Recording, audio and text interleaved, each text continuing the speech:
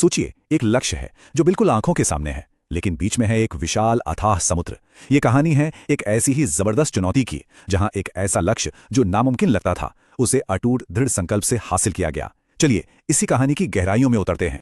तो कहानी की शुरुआत होती है एक बहुत बड़े सवाल से। राम की सेना, जिसमें अनगिनत योद्धा थे, वो समुद्र के किनारे खड़ी थी। सामने लंका साफ साफ दिखाई दे रही थी, पर वहां तक पहुंचने का कोई रास्ता ही नहीं था। मतलब ये सिर्फ दूरी का मामला नहीं था, ये तो प्रकृति की एक बहुत बड़ी चुनौती थी जो सीधे सामने खड़ी थी। तो आता है हमारा पहला पड़ाव, एक अथाह चुनौती।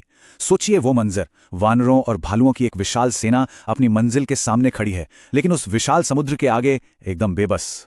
रास्ता पूरी तरह से बंद था। और यही बात तो सबसे दिलचस्प है, ये विरोधाभास। मंजिल इतनी पास कि आंखों से दिख जाए, लेकिन फिर भी इतनी दूर कि वहां पहुंचना नामुमकिन सा लगे। ये एक तरह से प्रकृति की शक्ति का खुला प्रदर्शन था। अब देखते हैं धैर्य की परीक्षा। देखिए, इतनी बड़ी बाधा सामने थी, लेकिन राम का पहला कदम बल का प्रयोग करना नहीं था। नहीं, उन्होंने चुनाव विनम्रता का मार्ग, धैर्य का मार्ग और समुद्र से प्रार्थना करके एक रास्ता मांगने का फैसला किया। एक दिन गुजरा, फिर दूसरा और फिर तीसरा दिन भी बीत गया। प्रार्थना चलती रही, लेकिन समुद्र वो एकदम शांत था, कोई जवाब नहीं। ये जो इंतजार था ना, ये बस तनाव को और बढ़ा रहा था। और ये साफ हो गया था कि सिर्फ धैर्य रखने से बात नहीं बनने वाली। और बस यहीं से कहानी एक जबरदस्त मोड़ लेती है। अब आता है संकल्प की शक्ति का क्षण। ये वो पल था जहां धैर्य टूटकर एक फौलादी संकल्प में बदलने वाला था। जब विनम्र प्रार्थना अनसुनी कर दी गई, तो अब समय था एक शक्तिशाली कदम उठाने का। जब प्रार्थना से कोई हल नहीं निकला, तो राम ने अपना धनुष उठाया और समुद्र को एक ऐसी चेतावनी दी जिससे सब कांप उठे कि अगर रास्ता नहीं मिला तो वो इससे सुखा देंगे। ये तनाव का चरम था, एक अटूट संकल्प का सबसे बड़ा प्रदर्शन। तो यहां एक बात समझनी बहुत जरूरी है। ये सिर्फ गुस्सा नहीं था, नहीं, ये था संकल्प। एक ऐसा अटूट दृढ़ संकल्प जिसमें किसी भी बाधा को पार करने की शक्ति होती है। और सच पूछिए तो यही इस कहानी का सबसे बड़ा टर्निंग पॉइंट था। अब आता है देवीय समाधान। राम के शक्तिशाली संकल्प के जवाब में गहराइयों से खुद समुद्र देव प्रकट हुए और उन्होंने आगे बढ़ने का एक रास्ता सुझाया। एक ऐसा हल जो ब्रूट फोर्स पर नहीं बल्कि स्किल पर आधारित था। समुद्र देव ने जो बात समझाई वो बहुत गहरी थी।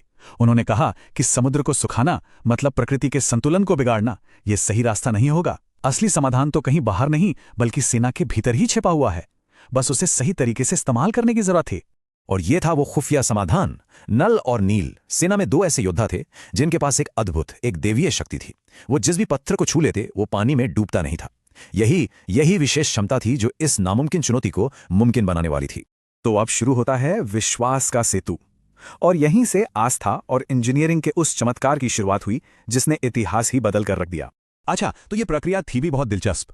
वानर सेना बड़े बड़े पत्थर उठाती, कहते हैं कि उन पर राम का नाम लिखा जाता और फिर नल और नील उन्हें एक एक करके समुद्र में रखते थे। और कमाल देखिए, पत्थर डूबने के बजाय तैरने लगते थे और धीरे धीरे एक रास्ता आकार लेने लगा। तो देखा जाए तो ये पुल सिर्फ पत्थरों से नहीं बना था। इसकी असली निर्माण सामग्री कुछ और ही थी। वो थी विश्वास, जो हर तैरते हुए पत्थर में दिखता था।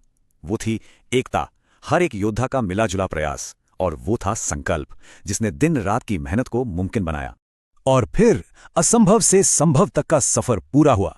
दिन और रात की वो जबरदस्त मेहनत रंग लाई और आखिरकार वो चमत्कारी निर्माण पूरा हो गया। समुद्र पर बना ये सेतु सामूहिक इच्छा शक्ति और अटूट संकल्प का एक जीता जागता सबूत था।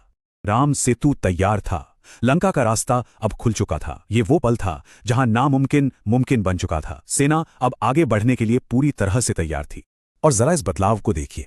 जो सेना कुछ समय पहले तक समुद्र के किनारे खुद को लाचार महसूस कर रही थी, वही सेना अब आत्मविश्वास से लबरेज थी, पूरी ताकत से आगे बढ़ने को बेकरार थी। तो इस पूरी कहानी का सार क्या है? सबक यही है कि जब संकल्प मजबूत हो और सब एक साथ मिलकर खड़े हों, तो फिर सबसे बड़ी बाधा भी आगे बढ़ने का एक रास्ता बन जाती है। और आखिर में ये कहानी हमें एक बहुत गहरा सबक सिखाती है कि असली जीत हमेशा तलवार या ताकत से नहीं मिलती। कभी कभी सबसे बड़ी जीत तो एकता, विश्वास और एक फौलादी संकल्प से हासिल होती है।